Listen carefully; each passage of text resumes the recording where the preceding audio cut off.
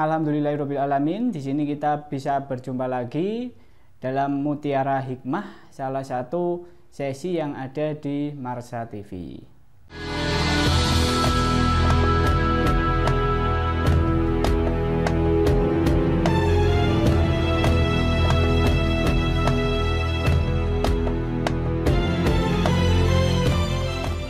Assalamualaikum warahmatullahi wabarakatuh. Berjumpa lagi dengan saya Wartono di channel Keluarga Muslim Indonesia, Marsa TV.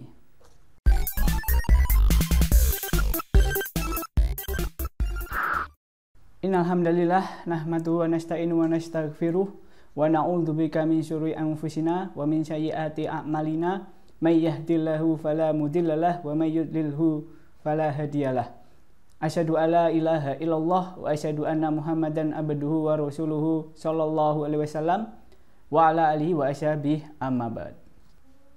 Pemirsa Marsa TV yang dirahmati Allah, pada kesempatan kali ini saya akan melanjutkan kajian tentang dalil-dalil kurban ya. Sebelumnya sudah kami bahas atau kami kaji mengenai hukum tentang kurban. Bagi yang belum menonton, bisa dicek videonya di atas ini ya. Selanjutnya pada bagian kedua ini kami akan membahas tentang hewan yang diperbolehkan untuk dikurban. Seperti apakah hewan yang diperbolehkan untuk dikurban? Untuk itu kita perlu mengkajinya terutama dari Al-Qur'an maupun Al-Hadis. Pertama di sini akan kami kaji yang diterangkan di hadis Muslim ya. An Jabir radhiyallahu an qala Rasulullah sallallahu alaihi wasallam, la tadbahu, janganlah menyembelih kalian illa musinnatan, kecuali musinnatan, pada hewan yang musinnah. Musinnah itu adalah hewan yang cukup umur, ibaratnya hewan sudah dewasa. Illa ay yaksur, kecuali apabila sulit alaikum, atas kamu sekalian. Fadadbahu, maka menyembelihlah kalian jadaah, pada kambing muda, minad dhani, dari kambing gibas. Kecuali jika kalian kesulitan dalam mencari hewan yang musinnah tadi, nah, kalian boleh menyembelih jadaah ya. Jadaah itu kambing muda yang usianya ya sebenarnya 1 tahun ya. Untuk penjelasannya, qala Ibnul Malik al-musannah yal kabiratu bisini. Jadi musinnah itu adalah hewan yang tua umurnya, atau bisa disebut sebagai hewan dewasa. Nah, musinnah ini ada 3 macam dari hewan ya. Yang pertama, faminal ibili allati tamat laha khamsu sinina wa dakhalat fis sadisa.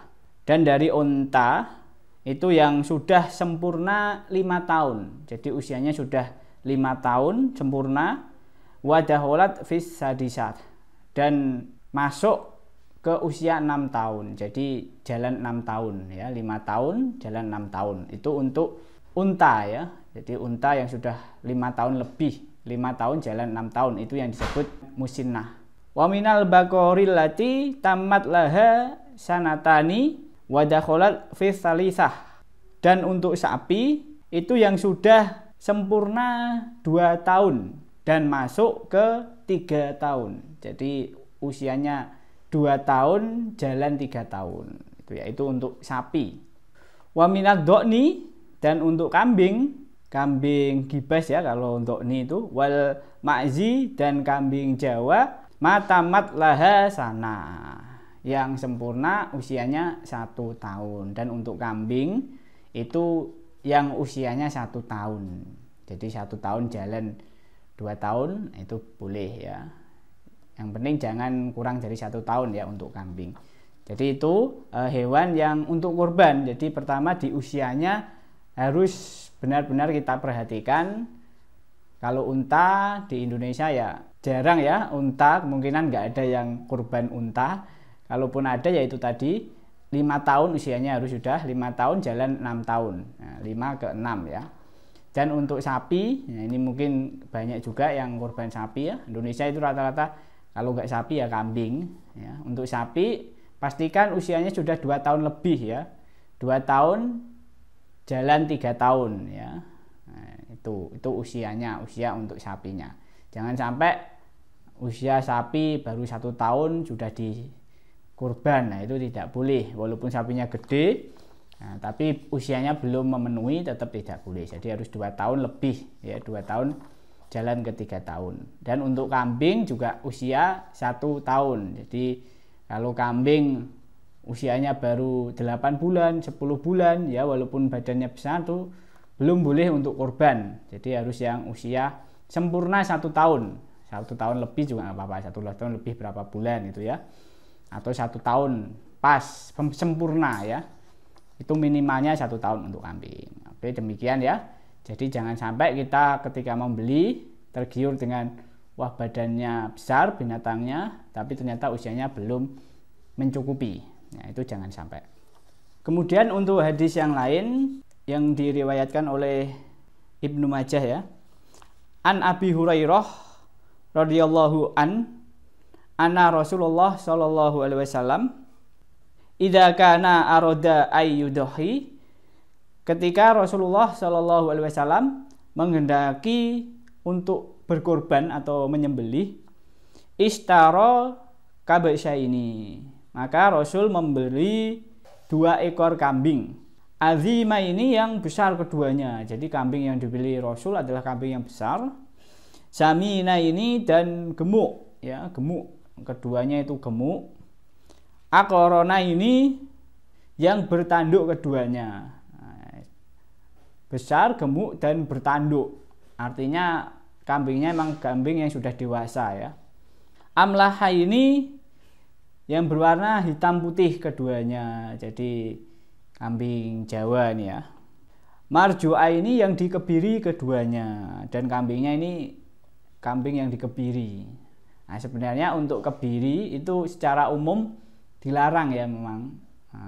Binatang apa itu dilarang dikebiri, termasuk manusia juga tidak boleh dikebiri secara umum. Tapi khusus untuk binatang yang emang digunakan untuk korban itu boleh ya untuk dikebiri.